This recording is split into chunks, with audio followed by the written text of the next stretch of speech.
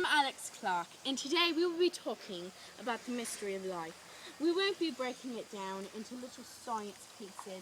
We're talking about God and the mystery of life and how people don't believe that God created such a beautiful thing. Today I have Sara here with me, and I'm going to ask her a few questions. When people see something so beautiful as this area here, what do you think goes through their heads? Probably the first thing to think of is scientists and erosion and things like that have new things that people just made up that make people believe that it created that. I mean, you look at mountains and they think of faults and volcanoes and earthquakes, and they don't think about God and the Bible, and they just don't. Right, they think of how that did it, but how did that get there to do such a thing? You talk to little kids and they're so simple. I mean, they see a car that is red, they say a red car. You talk to an adult, they say, oh, that's a red Mustang. They put everything so complicated, and little kids they would say God created that. Adults like us would say that's erosion. That has been there for many And years. eventually, they'll stop believing what their parents say because their parents were their influence. But when they were born, they instantly think, and they hear someone say, oh, God did this. Then they stop believing God did this until their parents get into their head and say, no, God did not do this.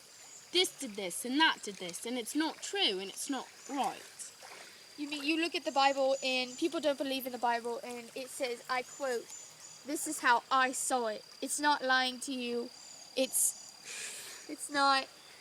just crazy on how people will just fix things and make them non-believe. You have the Tooth Fairy Santa Claus so kids can enjoy their childhood.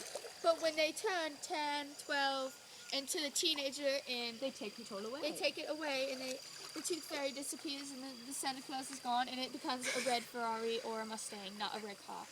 Well, let's take a walk and see of all the great things that God created. It's this way. This is really good. One time I heard a poem, and it was about a tree. Now, in the poem it talks about trees and what they do for this environment, and at the very end it says, only fools like me can make a poem, but only God can make a tree. Which is true. And you look, yes, at erosion, how things like this got here. But what about a tree?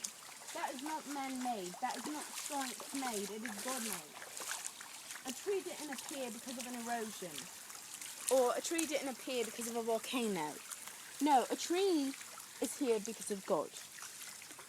And how on earth are you going to explain to your child why a tree is here?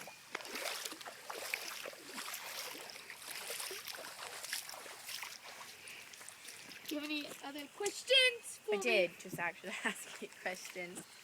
I said, how are you supposed to explain to a child how a tree got here? Because you can't explain it in erosion or volcanoes or earthquakes.